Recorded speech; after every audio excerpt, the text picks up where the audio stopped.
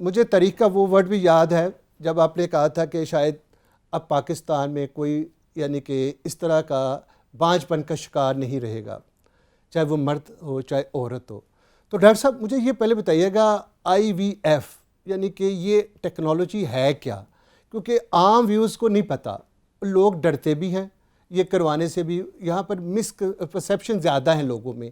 تھوڑا سا ڈیٹیل سے میرے آج ویوز کو بتائیے گا، پھر ہم آگے چلتے ہیں. جی بہت شکریہ شاہد صاحب، بڑا اہم آپ نے سوال کیا. IVF سے بنتا ہے ان ویٹرو فرٹیلائزیشن. ٹھیک ہے، عام زبان میں اس کو ٹیسٹ ٹیوب بیبی بھی کہا جا سکتا ہے. حالانکہ کہنا نہیں چاہیے، لیکن کیوں نہیں کہنا چاہیے ابھی ہم اس کو ایکسپلین کریں گے.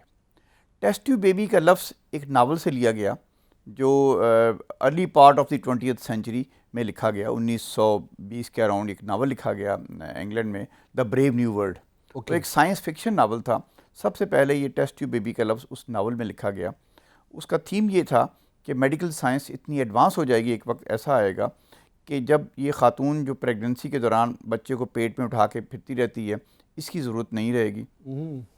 جو ڈاکٹر جو ہے وہ فیمیل پارٹنر یعنی وائف کے ایگز نکال لیں گے، ہسبینڈ کے سیمن سے سپرم لے لیں گے اور لیبارٹری میں ان کو فرٹیلائز کروا کے انکیوبیٹر، اس ناول میں جو انہوں نے سین کھینچا کہ بے شمار انکیوبیٹرز ہوں گے اور وہ جو ایمبریو جو ہے دوتھرا کہہ لیجئے خون کا، وہ اس میں رکھا جائے گا اور 9 مہینے جو ہے بچہ اسی کے اندر، عورت کے یوٹرس یا عورت کے رحم کی ضرورت نہیں پڑے گی اور بچہ جو ہے 9 مہینے اس انکیوبیٹر کے اندر گرو کرے گا.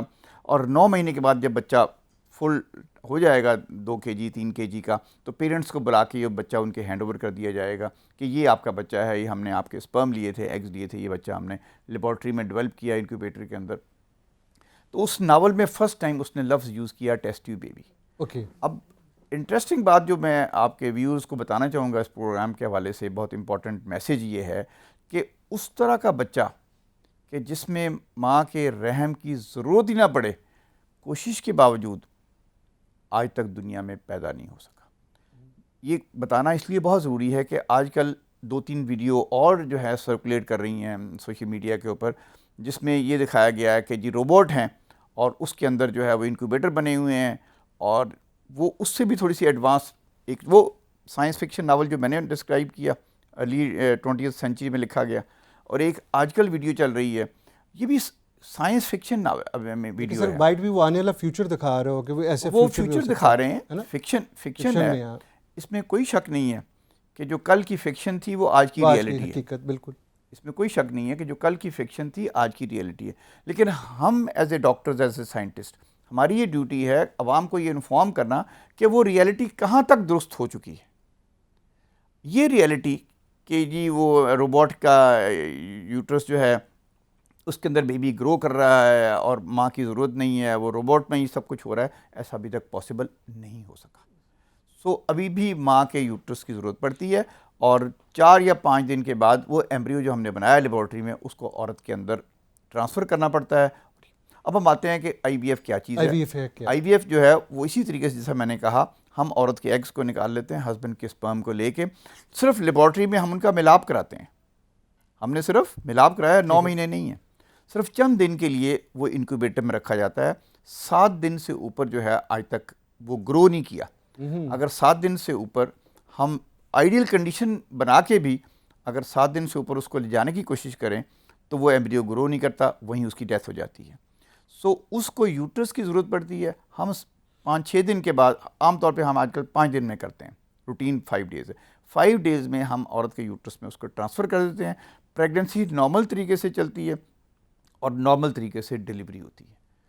سو لہٰذا اگر یہ پروسیس اسی طریقے سے ہے اور اگر آپ اس کو سمجھ گئے ہیں تو اس کو ٹیسٹ ٹیوب بیبی کہنا بالکل غلط ہے. وہ اور اسی لیے میڈیسن کی کسی کتاب میں ٹیسٹ ٹیوب بیبی کا لفظ نہیں ہے. IVF کا لفظ ضرور ہے، IVF ہے، ICSI ہے، PGD ہے.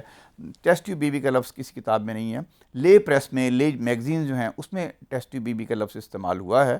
ہمارے پاس جو مریض آتے ہیں ہم ان کو IVF کہتے ہیں. مریض اگر کوئی پوچھے کہ جی یہ ٹیسٹ ٹیوب بیبی ہے تو میں ان سے کہتا ہوں ٹھیک ہے، استعمال لوگ کرتے ہیں، آپ اس کو کہہ سکتے ہیں، یعنی کہ بولنے میں ٹرمینالوجی میں کہہ سکتے ہیں، لیکن ایکچولی یہ ٹیسٹ ٹیوب بیبی وہ ہے نہیں جس کا کانسیپٹ جو ہے وہ ہے.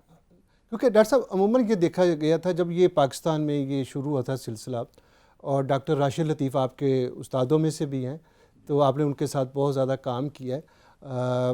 تو یعنی کہ لوگوں میں یہ پرسیپشن تھا کہ، اور اسپیشلی اگر بینگ اے مسلم ہم دیکھیں تو اس چیز کو غلط بھی، بہت سارے فتویٰ جات بھی اس کے اوپر آئے کہ یہ غلط ہے اور ہوگا بھی. یہ بہت ہی اہم آپ نے نقطہ اٹھایا، تو یہ بھی اس پروگرام کے حوالے سے میں اس کو کلیریفائی کر دوں. پلیز.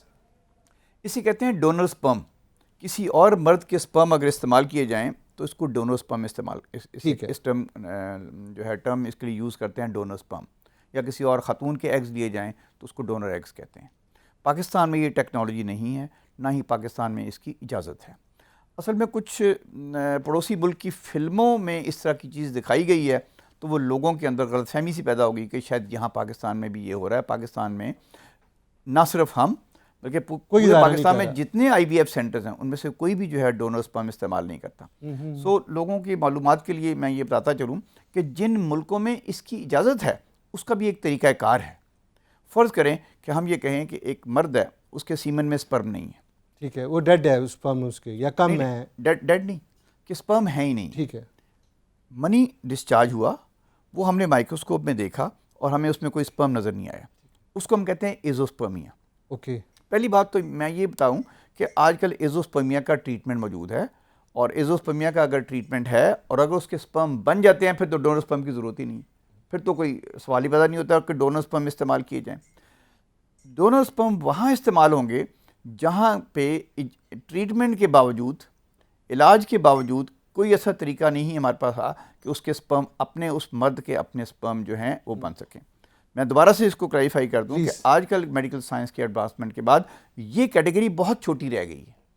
پہلے یہ کیٹیگری زیادہ تھی. اب فرض کریں کہ ایک ملک ہے، یورپین کنٹری ہے کوئی، جہاں پہ اس چیز کی اجازت ہے، وہاں پروسیس کیا ہے، طریقہ کار کیا ہے؟ وہاں طریقہ کار یہ ہوتا ہے کہ وہ کپل کو بٹھا کے ڈاکٹر ان سے کہتا ہے کہ جی آپ کے سپرم ہمیں کوشش کے باوجود آپ کے سیمن میں، آپ کے منی میں سپرم نہیں آ سکے. آپ کے پاس دو آپشنز ہیں. ایک آپشن یہ ہے کہ آپ کوئی بیبی لے کے اڈاپٹ کر لیں. دوسری آپشن یہ ہے کہ ڈونر سپرم ہے. ڈونر سپرم اگر آپ یوز کرنا چاہیں تو اس کے لیے ہمارا ملک کی جو لیجسلیشن ہے اس میں یہ رولز اینڈ ریگولیشن ہیں، یہ ہم آپ کو دے رہے ہیں. اس کو آپ پڑھ لیجئے، اپنے لائر کو بھی پڑھا لیجئے، آپ اپنے کونسل سے بھی کنسلٹ کر لیجئے، اور اگر آپ ایگری کریں تو آپ دونوں کپل جو ہیں، ہسبینڈ وائف ہیں یا پارٹنر میل یا فیمیل پارٹنر ہیں، وہ آ جائیں تو پھر ہم آپ کے سگنیچر کرا کے اس کو شروع کریں. اس کو ایگری اگر ہوتے، ٹھیک. فرض کریں کہ وہ کچھ عرصے کے بعد وہ کہتے ہیں جی ہمیں ڈونر سپرم کے لیے کپل جو ہے وہ ایگری ہو گیا ہے. ٹھیک ہے.